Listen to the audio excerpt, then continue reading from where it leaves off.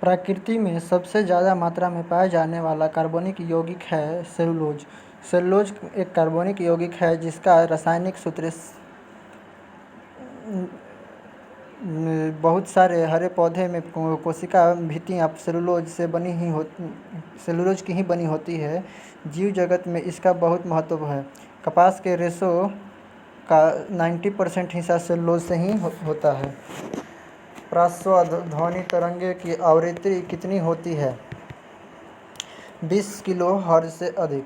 जिन तरंगों की आवृत्ति 20 किलो हर्ट्ज हो उन्हें प्रस्व तरंग कहते हैं। तरंगे 3 प्रकार के होते हैं। श्रव्य तरंगे जिनकी सीमा 20 हर्ट्ज से 20 किलो हर्ट्ज तक के मध्य होता है। इन तरंगों को आसानी से सुना जा सकता है। अश्व तरंगे इन आवृत्ति 20 हर्ट्ज के नीचे होती है। इन तरंगों को केवल कुत्ता, बिल्ली और चमगादड़ सुन सकते हैं। प्राश्व तरंगे जिन्हें कोई नहीं सुन सकता है। केवल इन तरंगों का प्रयोग हम संकेत भेजने, गहराई मापने और सोनार में किया जाता है। एसिपिरीन का रासायनिक नाम क्या है? तो एसिटिल सैलिसिलिक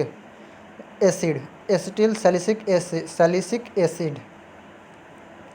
इसका एस्पिरिन का रासायनिक नाम है एसिटिल सैलिसिलिक एसिड। इसका फॉर्मूला है C9H8AO4। श्वेत प्रकाश जब प्रिज्म से होकर गुजरता है तो सबसे अधिक विचलित किस रंग में होता है? बैंगनी में। कम विचलित लाल, मतलब लेस डिस्ट्रैक्टेड लाल, रेड कलर। तरंगदैर्घ्य वेवलेंथ अधिकतम जो इसका होता है वो भी लाल होता है। प्राइमरी कलर नीला, लाल और हरा, RBG रेड, ब्लू, ग्रीन होता है। सोडियम परमाणु में कोर इलेक्ट्रॉन की संख्या कितनी होती है? तो सोडियम परमाणु में कोर इलेक्ट्रॉन की संख्या 10 होती है। सोडियम का एटॉमिक नंबर 11 होता है। इसका कॉन्फ़िगरेशन 281 होता है, यानी कि 281 होता है। और neutron plus proton equal to nucleus होता है, यानी कि न्यूक्लियस में न्यूट्रॉन और प्रोटॉन होता है। धातु और अधातु के गुण पाए जाने वाले तत्व को क्या कहते हैं? तो उपधातु। बोरॉन, सिलिकॉन, जर्मेनियम, आर्सेनिक ये सब का सब उपधातु है, यानी कि मेटलॉइड्स है। EEG का प्रयोग किसकी गतिविधि कैप्चर करने के लिए किया जाता है? तो EEG का प्रयोग दिमाग की गतिविधियाँ का कैप्चर करने के लिए किया जाता है। और ECG लिखा हो जाए तो दिल। EEG का फुल फॉर्म होता है इलेक्ट्रोइंसेफेलोग्राफी। ECG का फुल फॉर्म होता है इलेक्ट्रोकार्डियोग्राम। इलेक्ट्रोकार्डियोग्राम जो है वो हार्ट के लिए होता है और इलेक्ट्रोइंसेफेलोग्राफी जो होता है वो दिमाग के लिए होता है। मानव के त्वचा का रंग किससे बनता है? तो मानव का त्वचा का रंग मेलानिन से बना होता है। इंसुलिन एक ग्लूकोज को रक्त के माध्यम से शरीर की कोशिका में प्रवेश देता है। इसकी अनुपस्थिति में मधुमेह रोग हो जाता है। इसके इंजेक्शन से रक्त शर्करा की मात्रा घट जाती है। कोशिका की सबसे बाहरी दीवार का नाम क्या है? तो प्लाज्मा झिल्ली, प्लाज्मा मेम्ब्रेन्स या फिर सेल मेम्ब्रेन्स भी बोलते हैं। पहाड़ों पर चढ़ने पर नाक और मुंह से खून क्यों निकलने लगता है? क्योंकि ऊंचाई बढ़ने के साथ साथ वायुमंडल दाब घट जाता है। वायु क्या है? वायु एक मिक्सचर है, मिश्रण है। उपधातु आर्सेनिक। निम्न में से कौन सी राशि सदिश राशि नहीं है? आयतन। आयतन जो है वो सदिश राशि नहीं है, यानी कि वॉल्यूम।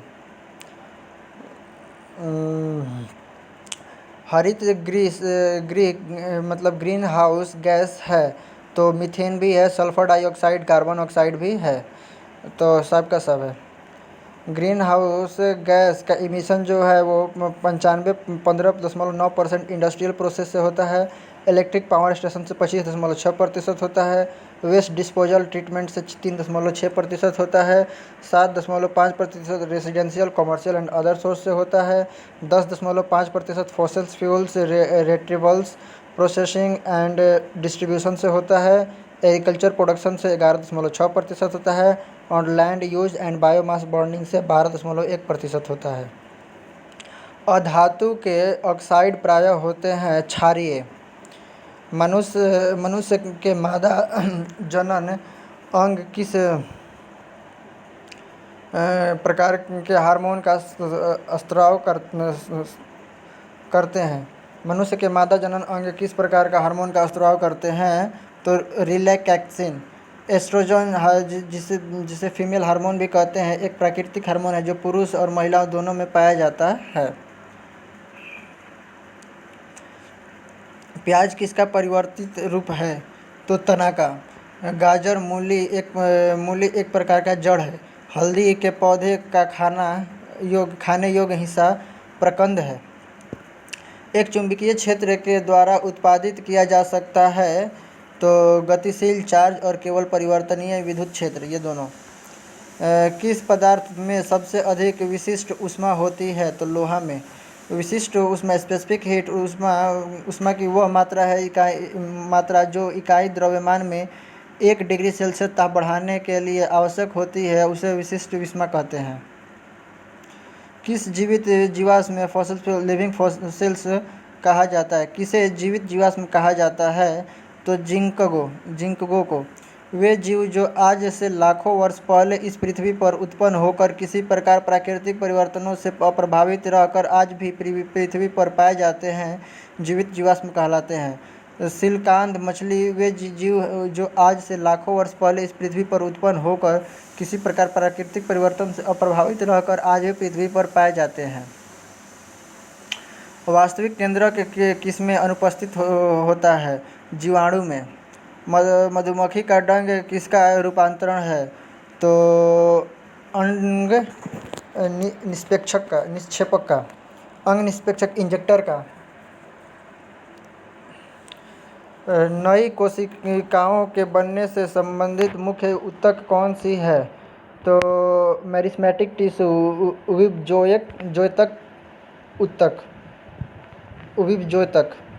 एक मेरिस्टेम अधिकांश पौधे में ऊतक होता है जिसमें अविभाज्य कोशिकाएं यानी कि मेरिस्टेमेटिक कोशिकाएं होती है जो पौधे के उन क्षेत्रों में पाए जाते हैं जहां विकास हो सकता है।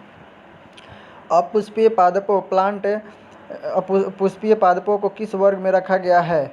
यानी कि वैसा प्लांट जिसमें पुष्प नहीं हो तो उसको बोलते हैं क्रिप्टोगैम्स। फैरोगैम्स में पुष्पीय पादप यानी कि फ्लावर्स प्लांट होते हैं। आलू में मोज़ेक रोग किसके कारण होता है? तो वायरस के कारण, विषाणु के कारण होता है। प्रोटीन से बना होता है अमीनो एसिड। परमाणु के नाभिक में क्या रहता है, ये आपको बताना है, तो हम बता देते हैं। परमाणु के नाभिक में प्रोटॉन और न्यूट्रॉन होता है, यानी कि डी इसका सही उत्तर है।